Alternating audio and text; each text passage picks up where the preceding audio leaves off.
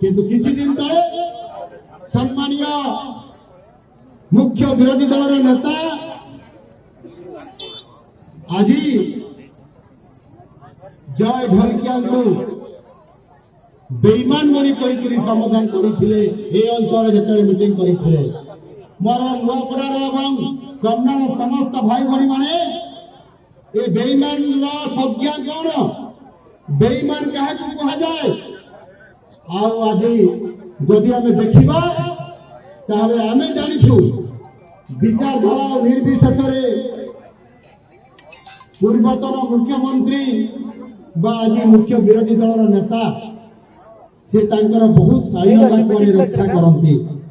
से एभली भाव में मुहरु ये बेईमान शब्द बाहर नहीं ताहले ये नुआपड़ा उपनिर्वाचन परिप्रेक्षी से कमना अंचल को आसी ये बेईमान शब्द आसला केमिति मते लगुच बोध हुए ये स्क्रिप्ट राइटर जी लिखि जी मुख्यमंत्री